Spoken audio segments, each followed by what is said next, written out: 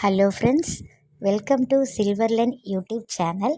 இன்றைக்கி ஈவினிங் நம்ம வீட்டில் ஒரு ஹெல்த்தியான ஒரு ஸ்நாக்ஸ் பண்ணியிருக்கோம். என்னென்னு பார்த்தீங்கன்னாக்கா, வாழைப்பூ வடை பண்ணியிருக்கேன். ஓகேங்களா? அதுக்காக நான் என்ன பண்ணியிருக்கேன், கடலைப்பருப்பை ஜஸ்ட் ஒரு 2 hours அதை ஊற வச்சுருக்கேன். அதுக்கப்புறம் நல்லா கழுவி அதை வடிகட்டிட்டு இந்த மிக்ஸி ஜாரில் போட்டு நான் அதை ஒன்றும் பாதியமாக கிரைண்ட் பண்ணுறேன். ஆல்ரெடி அதில் நான் கொஞ்சம் உப்பு போட்டிருக்கேன், பெருங்காயத்தூள், கொஞ்சம் மஞ்சள் தூள், கொத்தமல்லி, கருவேப்பிலை இதெல்லாம் போட்டு தான் நான் அதை கிரைண்ட் பண்ணியிருக்கேன் மிக்சியில்.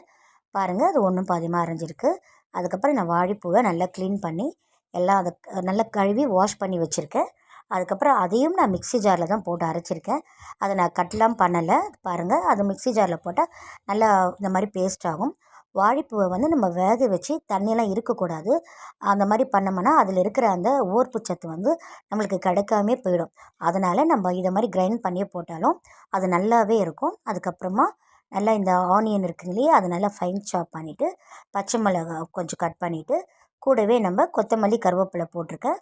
கொஞ்சம் இஞ்சி பூண்டு பேஸ்ட்டும் நான் போட்டிருக்கேன். இதிலும் கொஞ்சம் லேசாக பெருங்காயத்தூள் ஆட் பண்ணியிருக்கேன். ஸோ இதிலும் லேசாக உப்பு போட்டிருக்கேன். ஆல்ரெடி மாவில் போட்டிருக்கோம். இந்த வெங்காயம் ஆட் பண்ணனால அதில் கொஞ்சம் லேசாக சால்ட்டு போட்டுட்டு நல்லா பிசைஞ்சிட்டு, நம்ம நார்மல் வடை தட்டி போடுறோம் இல்லையா, உளுந்து வடைலாம், அதே மாதிரி தான் இந்த வாழைப்பூ வடையும் நம்ம இதை மாதிரி தட்டி போட்டோம்னா பார்க்குறதுக்கே பாருங்கள் எப்படி எம்மியாக இருக்குது. ஸோ அந்த கோல்டன் ப்ரௌன் சொல்கிறேன் பாருங்கள், அந்த மாதிரி வந்திருக்கு.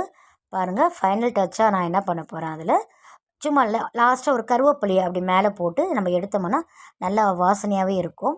பாருங்கள், ஃபஸ்ட்டு பேட்ச் இது ரெடி ஆகிடுச்சு. அடுத்தது செகண்ட் பேட்ச் நம்ம எவ்வளோ வருதோ நம்ம அதுக்கேற்ற மாதிரி நம்ம அதை தட்டி போடலாம். இப்போ பாருங்கள், இப்போ நம்ம அதை எடுத்து பார்க்கும்போது நல்லா உள்ளே வெந்திருக்கும். நம்ம அதை பிரித்து கட் பண்ணி காமிக்கிறோம் பாருங்கள். அதை பிரித்து பார்க்கும்போது நல்லா ஆவி பறக்க பாருங்கள், எவ்வளோ அழகாக உள்ளே வெந்திருக்கு பாருங்கள். ஸோ நீங்களும் இந்த மாதிரி ஹெல்த்தியாக செஞ்சு சாப்பிடுங்க. தேங்க்ஸ் ஃபார் வாட்சிங்.